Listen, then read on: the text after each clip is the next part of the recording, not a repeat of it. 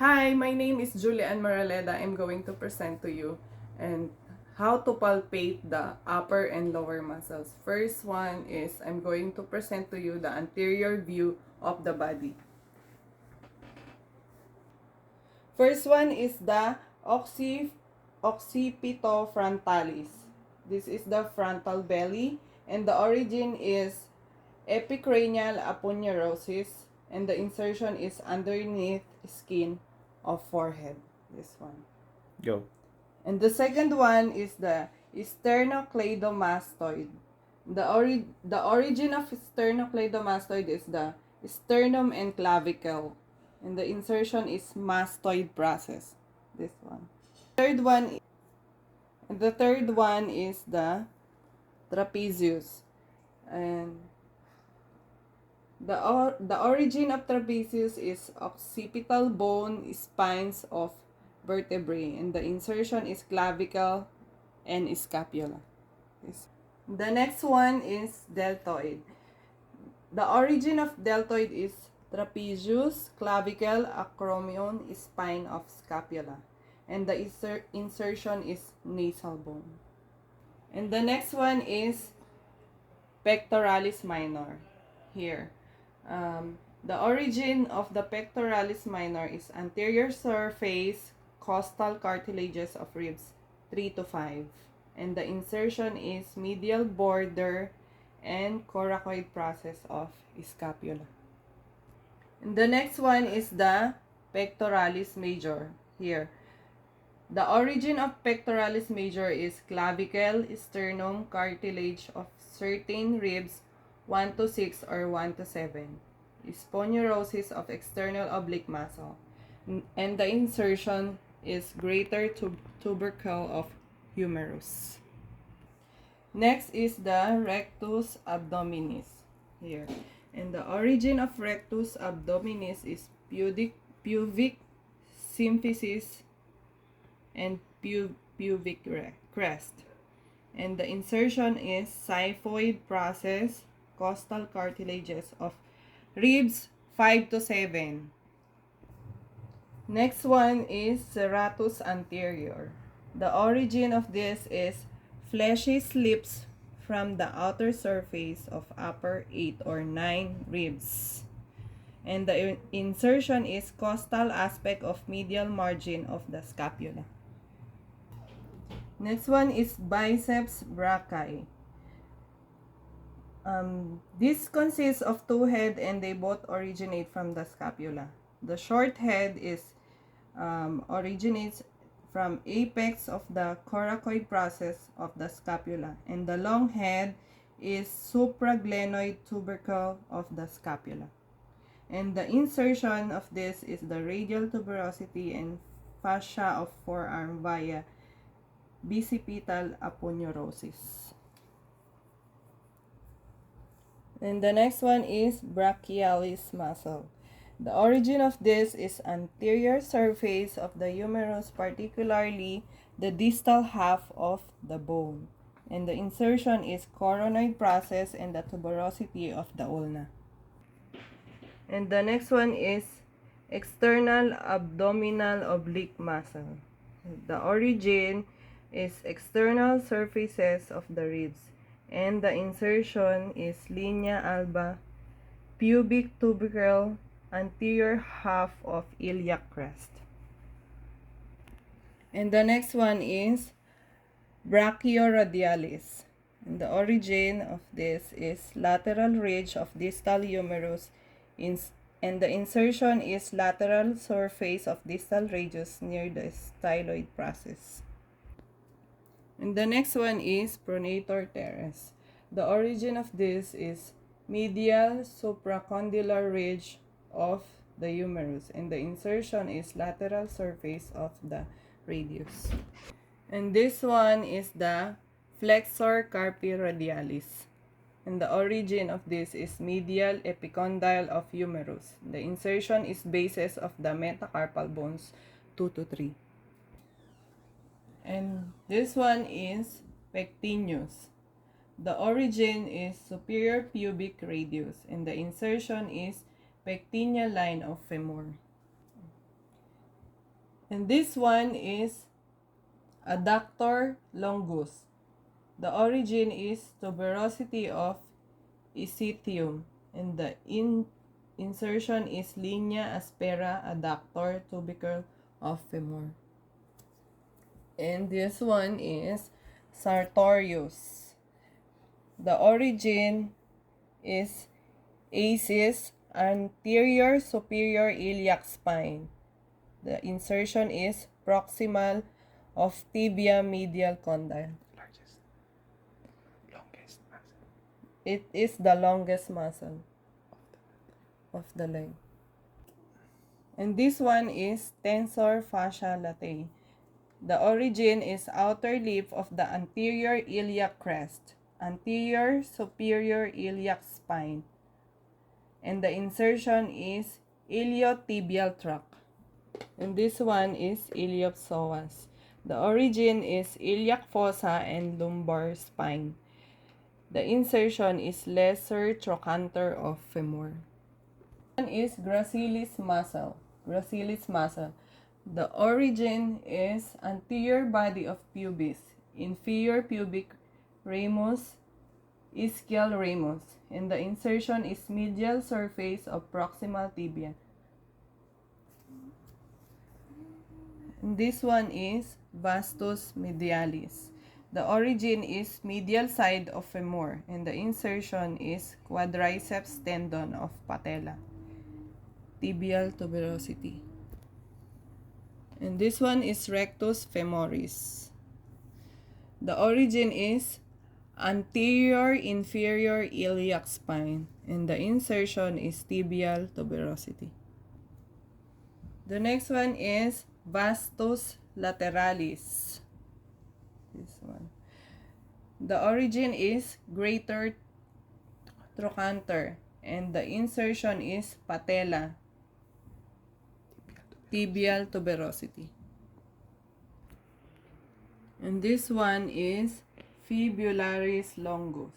The origin is head of fibula, proximal to third of lateral surface of fibula, intermuscular septa, and the insertion is medial cuneiform bone, metatarsal bone 1. Tibialis anterior, lateral. The origin is lateral surface of tibia, and the insertion is medial cuneiform. Soleus muscle. The origin is soleal line medial border of tibia, and the insertion is posterior surface of calcaneus. Go. And gastrocnemius. The origin is lateral femur condyle, and the insertion is dorsum calcaneus. Next is I'm going to present the major muscle posterior view of the body. Occipitofrontalis, occipital belly. The origin is the occipital bone, mastoid process, temporal bone, and the insertion is epicranial aponeurosis. This one is splenius capitis. The origin is lower ligament nuchae, spinous processes, and supraspinous ligaments, T1 to 3. And the insertion is lateral occiput between superior and inferior nuchal lines. And this one is levator scapulae. The origin is posterior tubercles of transverse processes of C1 to C4 vertebrae, and the insertion is superior part of medial border of scapula. And this one is suprapinnatus. The origin is fossa of scapula, and the insertion is greater tubercle of humerus. Teres minor. The origin of this is lateral border of scapula, and the insertion is greater tubercle of humerus. And this one is infraspinatus muscle. The origin is infraspinous fossa of scapula, and the insertion is greater tubercle of humerus. And this one is rhomboid. The origin is spinous processes of the T2 to T5 vertebrae, and the insertion is medial border of the scapula, inferior to the insertion of rhomboid minor muscle. And this one is trapezius muscle. The origin is descending part superior fibers, medial third of the superior nuchal line extension, and the insertion is descending part superior fibers, lateral third of clavicle, transverse part. Teres major. The origins is inferior angle and lower part of the lateral border of the scapula. Insertions intertubercular sulcus, medial lip of the humerus. Triceps brachii. The origin of long head is infraglenoid tubercle of the scapula, and the lateral head is lateral and posterior surfaces of the humerus above the radial groove and lateral intermuscular septum. And the medial head is posterior surfaces of the humerus below the radial groove and from the medial intermuscular septum. And the insertion is the posterior surface of the olecranon process of the ulna, capsule of the elbow joint, and antebrachial fascia. Latissimus dorsi muscle. The origin is spinous processes of vertebrae T7 to L5, thoracolumbar fascia, iliac crest, inferior 3 or 4 ribs, and inferior angle of scapula. And the insertion is floor of intubercular groove of the humerus.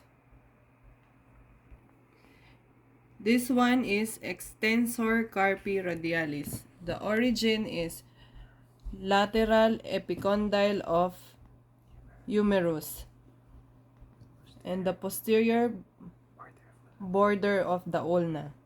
Insertion base of the metacarpal bone 5. Extensor digitorum.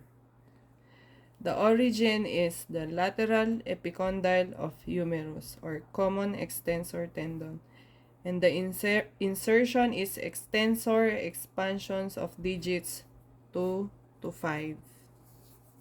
This one, 2 to 5. And this muscle is the extensor carpi ulnaris. The origin is lateral epicondyle of humerus, posterior border of ulna, and the insertion is base of metacarpal bone 5.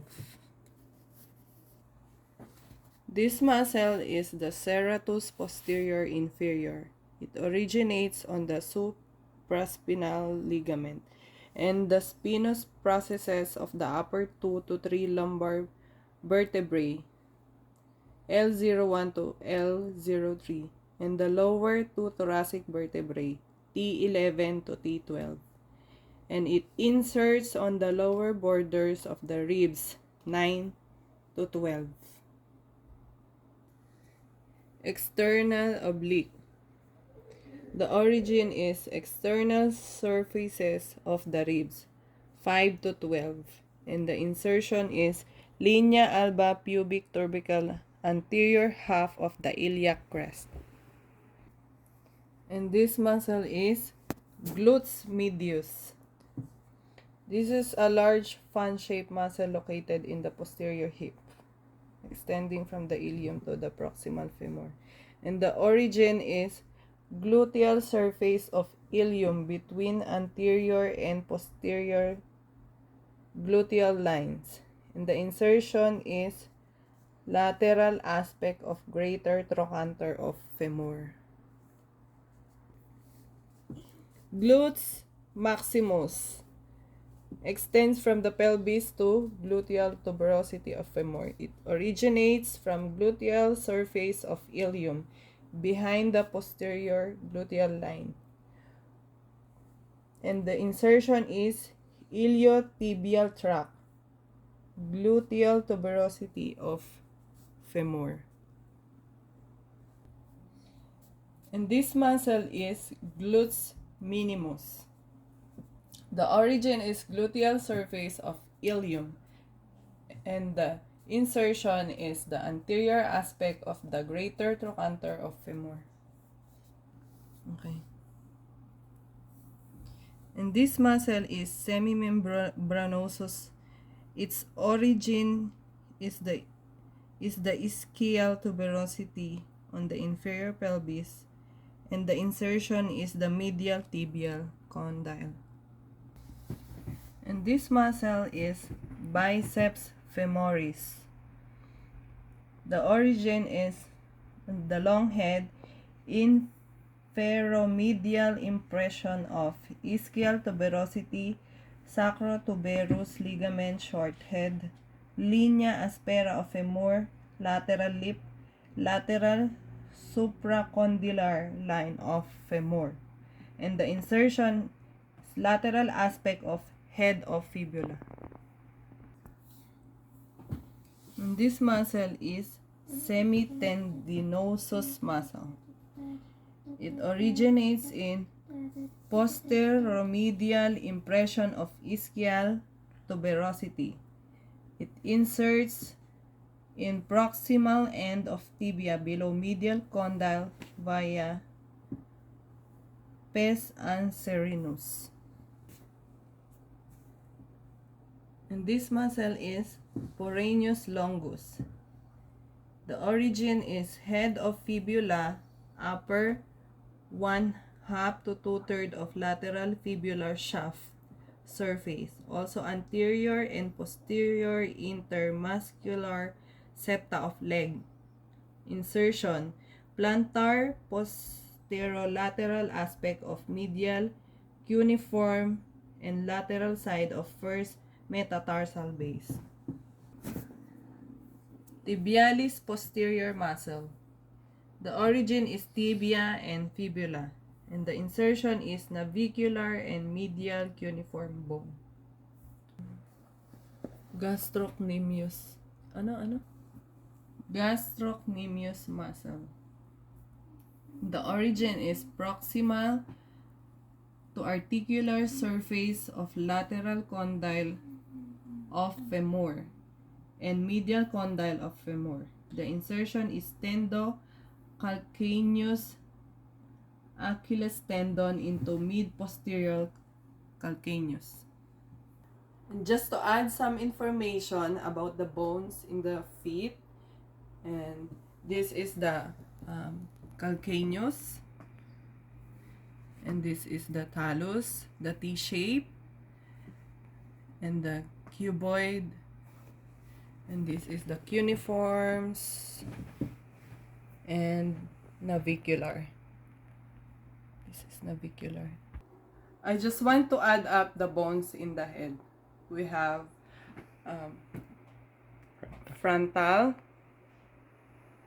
parietal, occipital, sphenoid, temporal, nasal, maxilla, and mandible. And that's everything. Thank you for listening and have a good day.